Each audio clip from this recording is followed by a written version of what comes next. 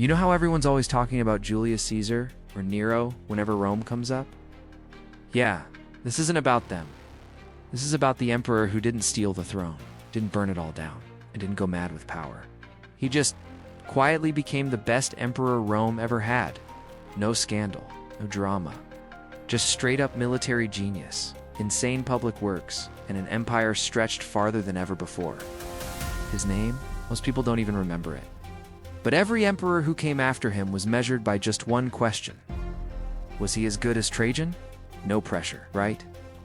So in this video, we're diving straight into the story of the emperor who ruled Rome at its height, led with brains and bravery, and left behind monuments that are still standing 2,000 years later.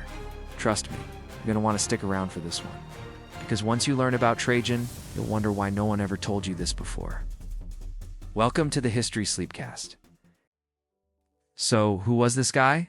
Marcus Ulpius Trionis, or just Trajan, born in 53 CE in a Roman town called Italica, near modern-day Seville in southern Spain? Trajan wasn't your typical emperor in the making. He didn't grow up in the heart of Roman politics. He didn't come from one of the ancient patrician families of the Republic. In fact, to the Roman elites, he was provincial. Not even from Rome, an outsider. Even the historian Cassius Dio, writing a century later, low-key, shaded him by pointing out that Trajan was an Iberian and not even an Italian. Basically not one of us. But here's the twist. Trajan's family was Roman, just not that kind of Roman. His ancestors were likely part of the original colonists sent to Italica. Back in 206 BCE, after Scipio Africanus defeated the Carthaginians, his family, the Elpi, had Italian roots, probably from Tudor and Umbria, but had fully settled into life in Hispania. And by the time Trajan was born, the Elpi weren't just surviving, they were thriving. His father, also named Marcus Ulpius Trionis, was a serious player in the imperial system, a general, senator, and eventually consul under the Emperor Vespasian. That alone tells you the family wasn't just rich, they were connected. And if there's one thing Roman politics loves, it's connections. But what really set the Ulpi apart was how they balanced wealth with work. Tica, Trajan's home province, was the beating heart of Rome's olive oil trade. This stuff was gold in liquid form. We're talking millions of gallons shipped to Rome each year. How do we know? Because their broken pieces were dumped in a single spot, creating a man-made hill that's still there today. It's called Monte Testaccio, 115-foot high mountain made from the shards of over 40 million broken amphorae. So it's not hard to imagine that. Trajan's early life was steeped in both privilege and discipline. He was a career officer, constantly on campaign, serving the empire, and young Trajan followed in those footsteps.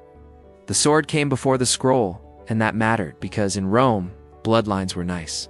But valor made emperors, and from the start, Trajan's whole life would be about proving himself out there. In the provinces, on the frontier, shoulder to shoulder, with the men who built the empire with spears and shovels.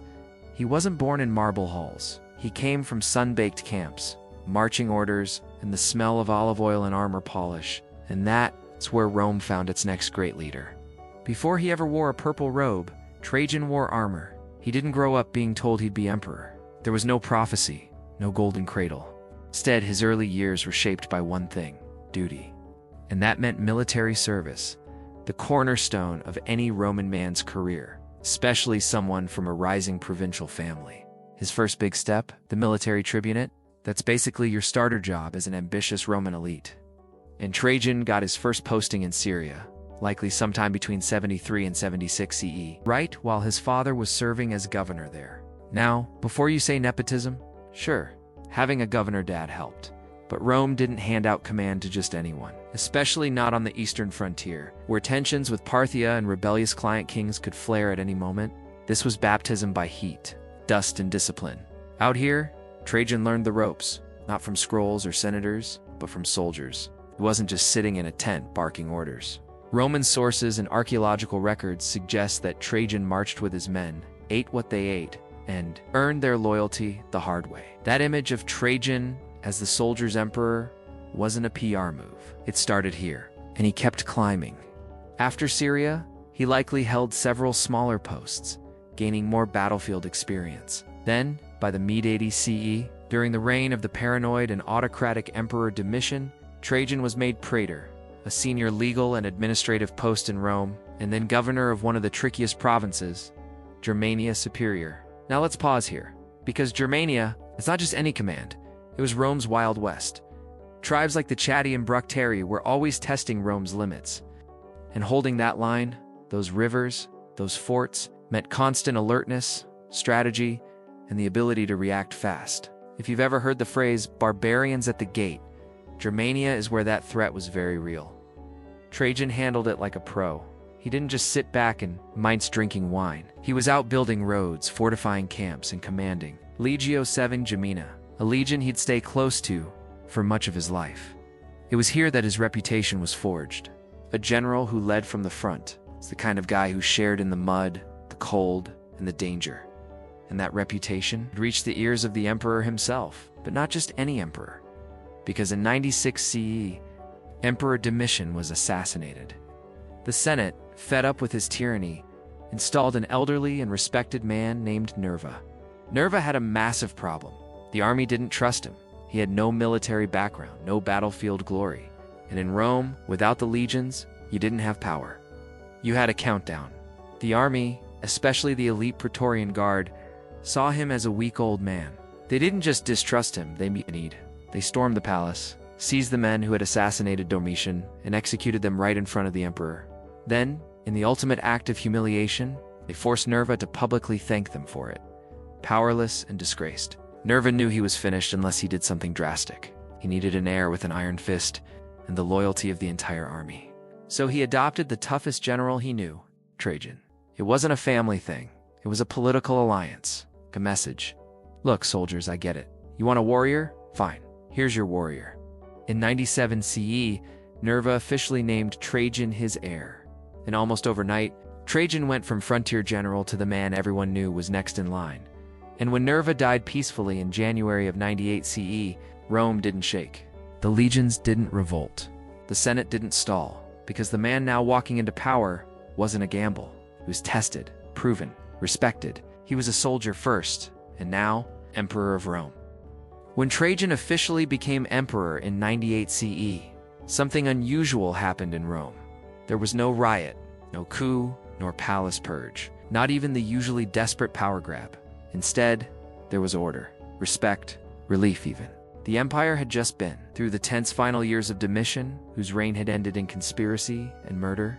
After that came Nerva, a well-meaning elder statesman who lacked the strength to control the military. His short rule was marked by anxiety and fragility. So when Nerva passed away and Trajan took power, many Romans saw it not just as a transition, but as a rescue.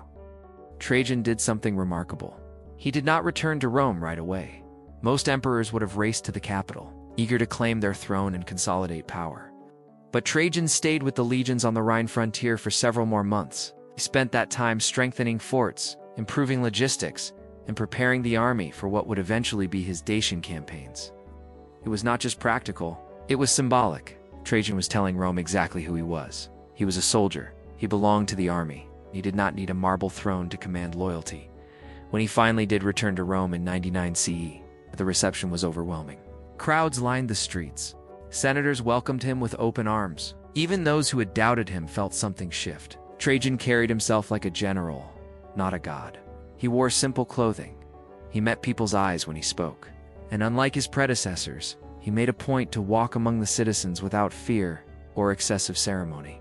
One of the first things people noticed about Trajan was that he did not surround himself with personal guards.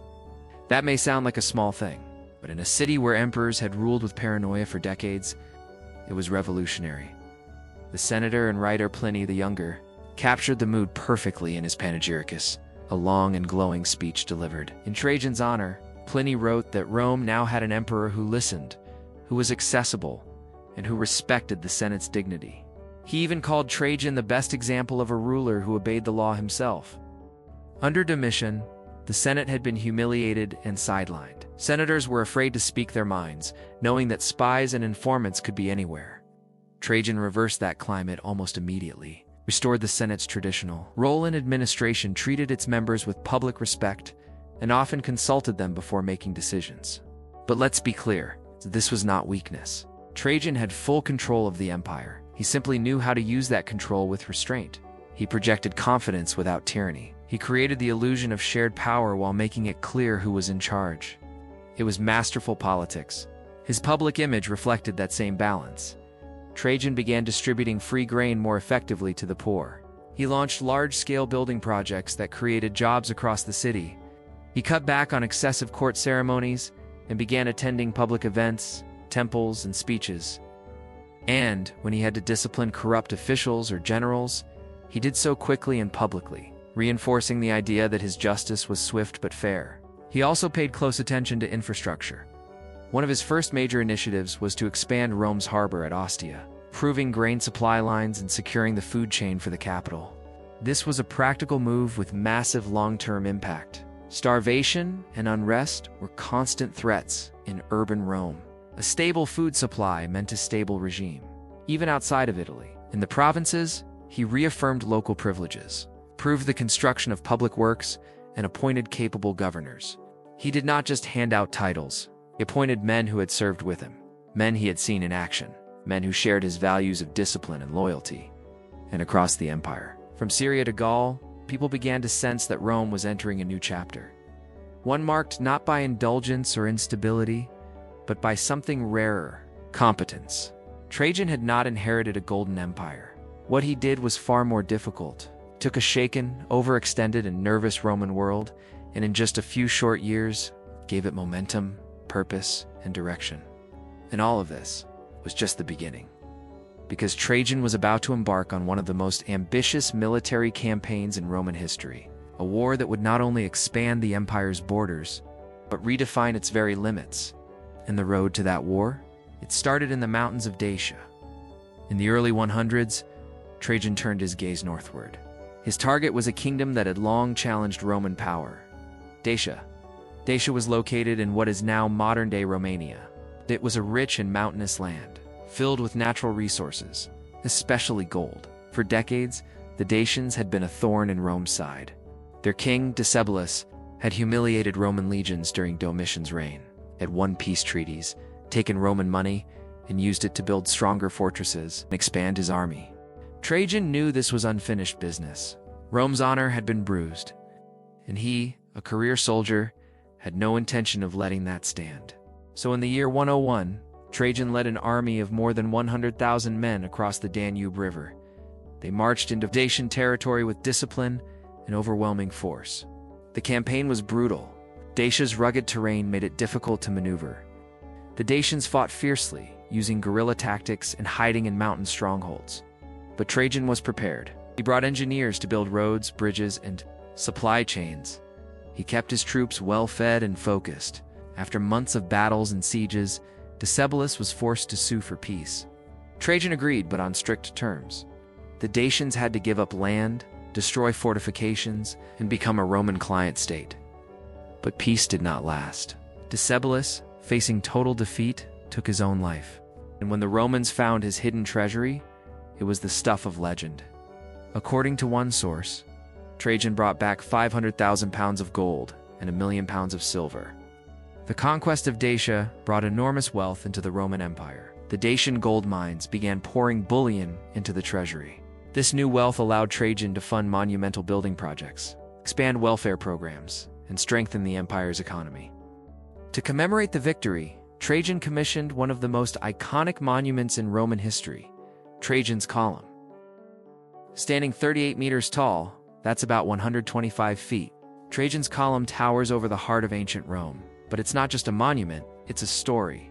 Winding around the column in a continuous spiral are 155 carved scenes from the Dacian Wars. Roman soldiers build forts, cross rivers, fight brutal battles, and bury their dead, all captured in stone. It's not just art, it's a 2,000-year-old war journal, carved into marble, still standing where history happened. Dacia became a Roman province. New cities were built. Roman settlers moved in. Latin spread across the region, laying the roots of the Romanian language spoken to this day. For the first time in generations, Rome had expanded its borders meaningfully. Under Trajan, the empire was growing again, not just holding on. And in the eyes of his people, this was what greatness looked like. With the gold of Dacia flowing into Rome, Trajan turned his attention to something that would last far beyond his reign: public works. He was not content to rule quietly. He wanted to leave behind a Rome that was stronger, more beautiful, and better prepared for the future. He did it through architecture. His most famous project was the Forum of Trajan, designed by the legendary architect Apollodorus of Damascus. The Forum was the largest and most impressive in the city. It was a complex of courtyards, statues, libraries, and the towering column at its center. It was not just a monument to victory, it was a public space where citizens could gather, study, and engage in civic life. Trajan also built the markets of Trajan, an early form of a multi-level shopping center carved into the Quirinal Hill. Here, Romans could buy goods from across the empire. It showed not only the wealth of the city, but also its organization and planning. He expanded the port of Ostia, improving Rome's access to imported grain and goods. He constructed new roads and aqueducts, improving transportation and sanitation. And he built the massive baths of Trajan, where thousands of citizens could relax, socialize, and enjoy the luxuries of imperial life. These projects were more than vanity. They were strategy.